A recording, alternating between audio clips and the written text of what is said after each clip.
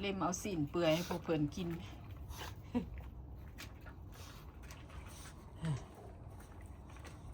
น่ะหยาดกันเลยเด้อนะเวิร์มนี่ไวหลายเด้อตัวกระดำนะฝนตกหาก็เศร้า3 มื้อเรียนเลยนี่นะโอ้เบิ่งคนสุเพิ่นดำนี่บ่ได้อาบน้ำให้คันอาบมันก็ขาวออกดอกปาดเอาสินเปื่อยให้สุเพิ่นกินพอมีแห้งเด้ปกติก็บ่ได้ค้างได้มาของนี่ปล่อยลิ้นไปสิแหละบัดเพิ่นสินอนเพิ่นก็ไปนอนอยู่ตูบหลังบ้านพุ่นแหละแต่ว่ามือช่วงนี้ประมาณอากาศมันเย็นน้อยนึงแล้วก็ฝนก็ตกก็เลยมาขังใส่ขอกหน่อยนี่ไม่อยากก็บ่ได้ขังดอกแต่เอาผ้าห่มยังมาให้เพิ่นนอนนะให้มันอุ่นหมดแล้ววิโลพอแล้วกินสมันกินอาหารพวกแก้วเอาเล่มเอาสินเปื่อยเห็ดสินจุ่มนะมาให้สุเพิ่นกินหมักตัวนะเบิ่งตัวเมย์ในบ่แม่นยังเด้อนี่นะตัวขนขาวๆน้อยนึงนี่เพิ่นสู้ด้วยนะขนหล่นเบิดปัวเอาหันหาก็แข็งแห้งออกมาน้อยนึงหั่นเด้ไตตุนคอยอีตุนหมาคอยนะเอาไปห้องหมอเก่าพ่อซ้ำนั่นแหละพวกแก้วเอ้ยกระไข้มาน้อยนึงแหละเดือนนี้ผัวข่อยเพิ่นเอายายังให้กินเอาใบหางแขทาหนังก็ได้เป็นอันนั้นป่วยมาแต่เกิดผู้แหละมาตัวนี้นะ2 ไอ้น้องเกิดพร้อมกันเลยตัวนี้ก็คุ้นเปื้อนได้นี่นะจะได้อาบน้ำให้อยู่เนี่ยเข้าไปแล้วตัวนั้นนะ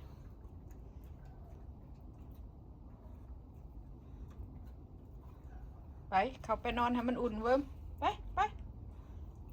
ให้มันแดดออกอีกก่อนถึงอาบน้ำบ่อาบบ่ได้ขนยาวมาเพราะมันขนยาวแล้วก็กินมันแห้งนะคอยอยู่นำบ่ได้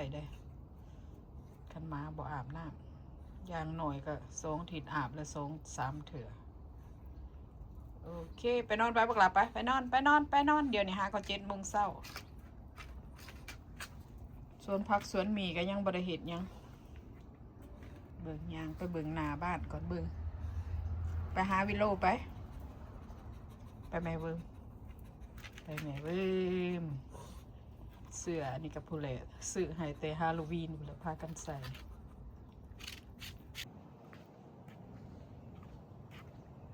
ออกมาอย่างเอ็กซ์ไซส์หน้าบ้านลายมือฝนตกบ่ได้ออกมา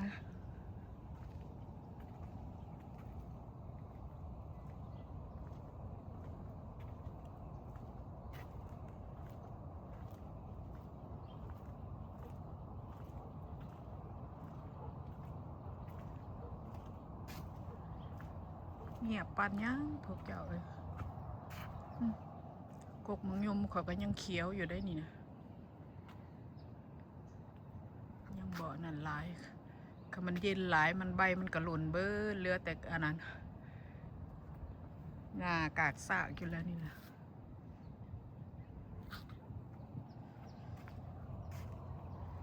ยังวอร์มอัพหน่อยหนึ่งก่อนรถขี้เหงื่อมาเมื่อวานนี่ ปกติมันมาวันศุกร์เนาะคันมีฮอลิเดย์แล้วมันก็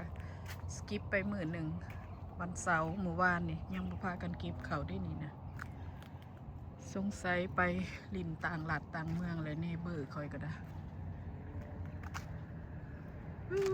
วิวงามหลายพวกเจ้าอากาศเงียบสงัดอันนี้บ่มีลม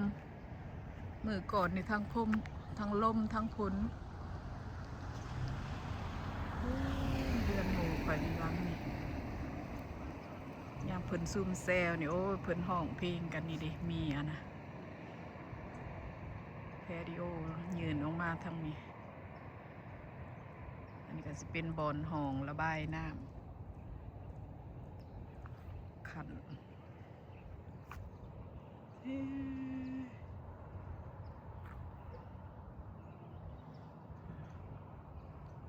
7 โมงเช้ายังบ่มีผู้ตื่นดอกผัวเขาก็ยังบ่ตื่นนอน ตะวินออกใส่ละตะวินหาก็ออกอากาศก็ประมาณ65คันบ้านเฮาก็สิประมาณเท่าไหร่15องศาบ่ขอก็บ่ฮู้บ้านข่อยหลังบ้านก็สิยาวเกินไปพุ่นละเขียวกะจี้อยู่พุ่นนี่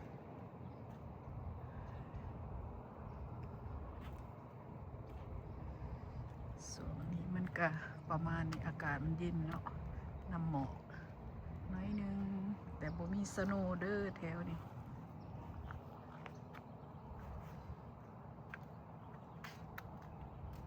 งานบ่ได้ออกมาหลายมื้อละ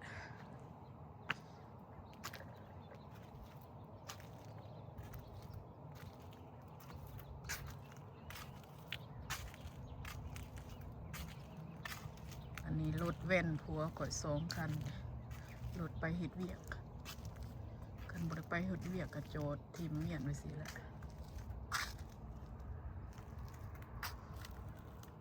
มาเบิ่งต้นมะยุมยังเขียวเลยคิดว่าสิเห็ดสมกินอยู่ได้นี่นะก่อนใบมันสิหล่นถิ่มเนาะสิเห็ดสมกินก่อนจักมือ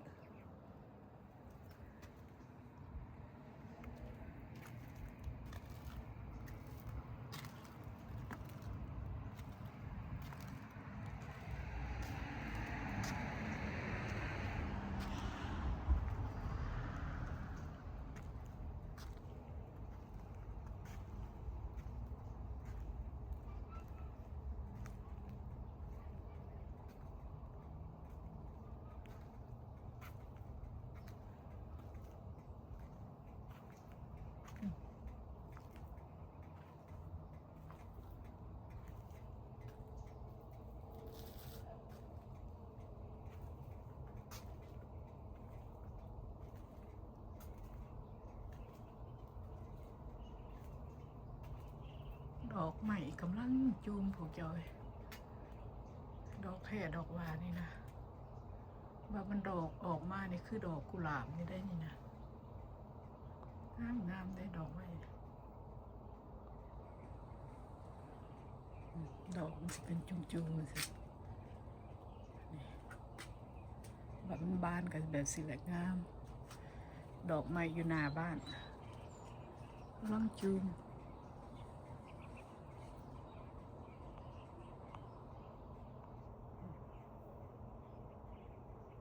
บานนี่งามเลยนี่นะ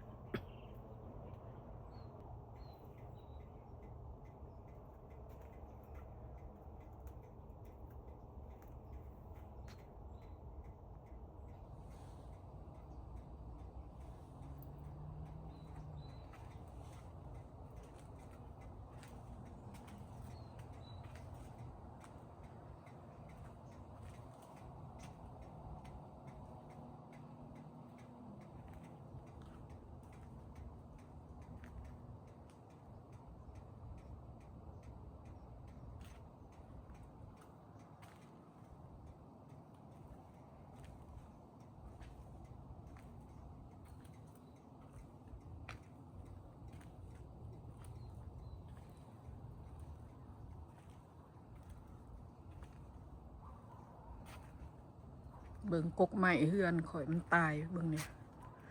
กกไม้ตายทั้งยืนผัวข่อยเลยตัดลงมาตัดยังบ่แล้วซ้ำตัดได้แต่งามันเด้ยังบ่ได้บดตัดแล้วก็บดได้นี่บดให้มันเป็นขี้ฝุ่นเอาจักมาบดตะเวนกำลังออก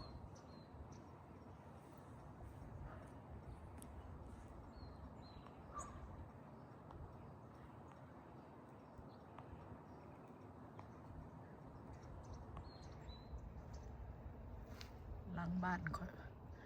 ดินพวกก็สิยาวขึ้นไปพุ่นละจนสุดพุ่นละเย็นพอดีอยู่บ่ใส่เสื้อกันหนาวก็อยู่ได้อยู่ดอกแต่ว่าเย็นหน่อยนึงก็โอเคอยู่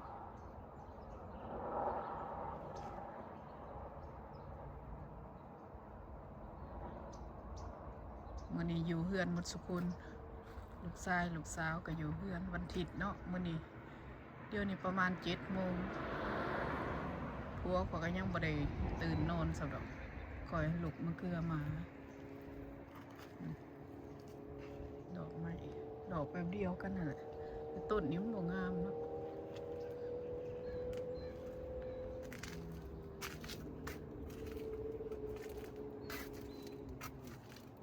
ต้นมะยม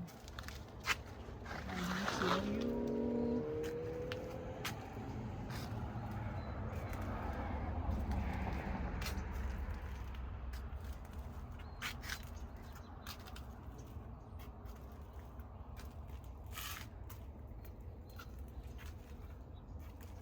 เงียบปัญญาลังคนกับบ่ทันมาแต่อันน่ะเที่ยวได้นี่นะตอนเป็นลองโฮลิเดย์เด้คอยกับพูดวันที่5คุณจะกลับไปมีเรียก14 มื้อพักการถ่ายบรรยากาศข้างนอกให้เบิ่งเพื่อนคอยนี่4 ห้องน้ำ5 ห้องนอนได้มันสิเป็นอันน่ะเข้าห้องเอียง2 สั้นกับบ่แม่นเนาะสั้นครึ่งว่าจังซะเพราะว่าพวกคอยซื้อมามีแต่ทางหน้านี่แล้วก็มาปลูกใหม่ทางหลังเพื่อนรุ่นเก่าพวกเจ้าเอ้ยแต่ว่าพวกคอยซื้อแล้วเปลี่ยนใหม่เบิดหลังคาฝาเฮือนนี่เฮ็ดใหม่เบิด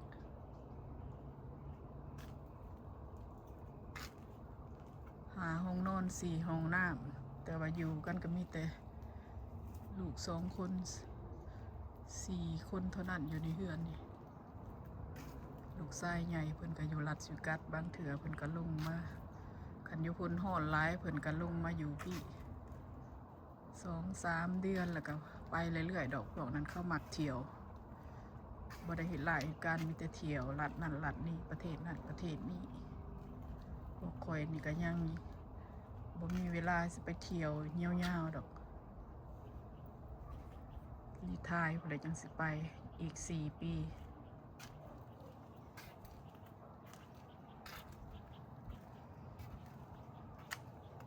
โอเคมื้อนี้เป็นวันอาทิตย์7 โมงเช้า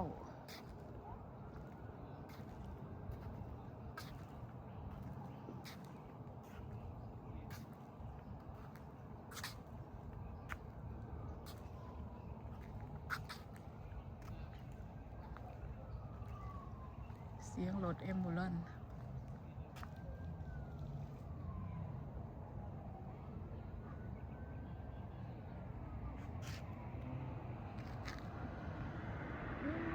เงินคันนั้นสิลง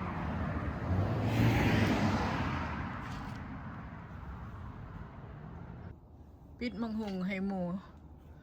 แม่นเอาต้นนี้ให้ได้จังพูดนะตกไปเฮือนเบื้องนั่นยังโคโลอยู่นะพวกเขาก็บลุกมาเก็บเบิ่งเด้อนี่ได้เห็นบ่พวกเจ้า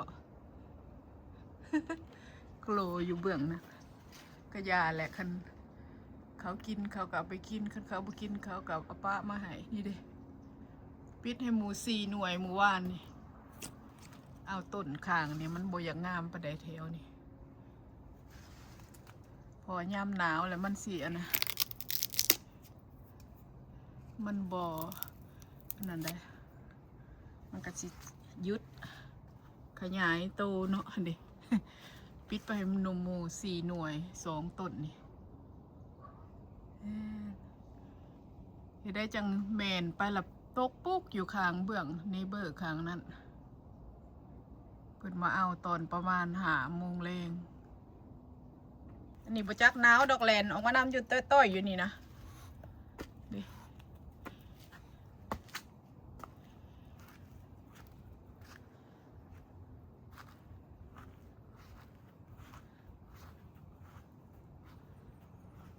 หมักส้มโอกับบ้างหลายเติบเลยหมูมาเอาหมู่ว่านนี่มังหุง4 หน่วยส้มโอ5 หน่วยเอาไปย่ายให้หมูเพิ่นนี่หมักนาวขู่หน่อยหนึ่งเก็บไปเมียนอยู่กะลามันหล่นเนาะก็เลยให้เพิ่นเอามือพวกข่อยก็สิกินในต้นนี่แหละกินน้ำบ่ทันนี่ หล่นหนาวเต็มอยู่ฮะบางไปหลายเติบแล้วดิแต่ว่าหน่วยหน่อยมันก็เห็นบ่หน่วยเขียวหน่อยๆโอ้ยกำลังโซนออกมาคือกันกุนหวานได้สองขู่ปีนี้ได้หลายเติบกุนแล้วก็สิปลูกใหม่แล้วนี่ดิเป็นอึดเติดเป็นเบิดแล้วเด้เตรียมสิซื้อฝุ่นมาปลูกใหม่อีกแล้วกกมะขามผัวข่อยได้ยังมาปลูกสิขู่สิหากมันสิลงได้